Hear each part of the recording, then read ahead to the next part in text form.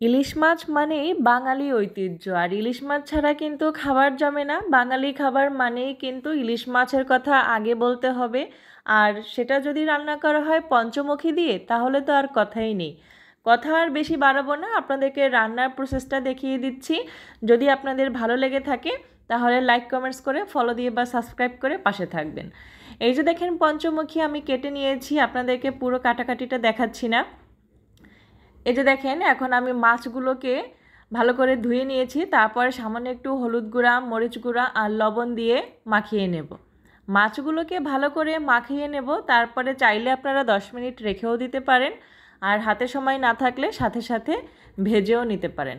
এই যে দেখেন, আমার মাছগুলো কিন্তু মাখিয়ে নিয়েছি।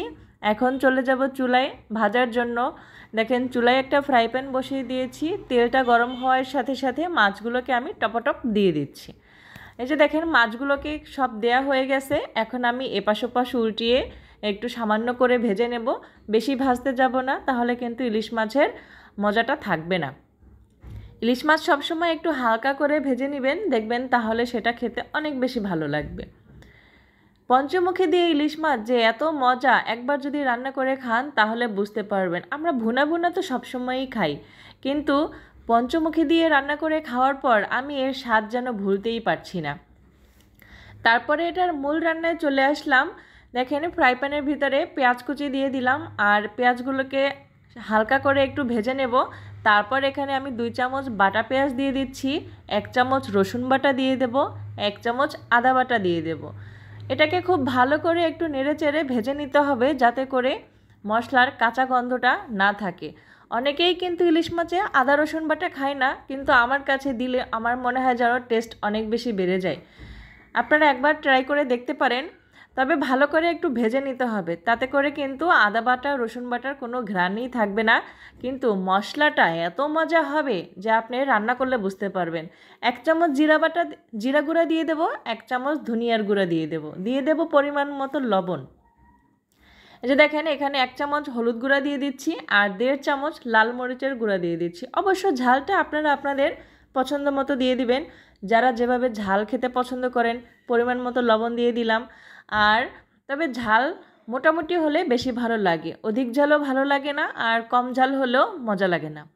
আর সব মশলা দিয়ে ভালো করে নাড়াচাড়া করার পরে একটু পানি দিয়ে দিচ্ছি। এখন মশলাগুলোকে খুব ভালোভাবে তেলের সাথে ভেজে নিয়েছি। যে দেখতে পাচ্ছেন, আপনারা দেখলেই বুঝতে পারছেন যে এটা কত সুন্দরভাবে ভাজা হয়ে গেছে। এই যে দেখেন, মানে এত সুন্দর একটা ঘ্রাণ আসছে যা বলার অপেক্ষা রাখে না।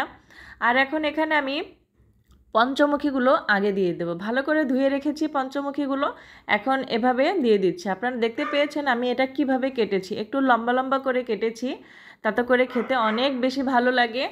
আর ইলিশ মাছের পাশে যে কোনো তরকারি দিলে একটু লম্বাটে করে পাতলা করে কেটে দিলে অনেক ভালো লাগে। আর এখন মশলার সাথে পঞ্চমুখীটাকে আমি ভালো করে একটু কষিয়ে নিচ্ছি।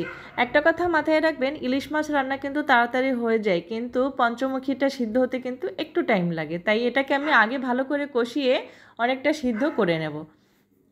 অনেকক্ষণ বাদে ফিরে এসেছি।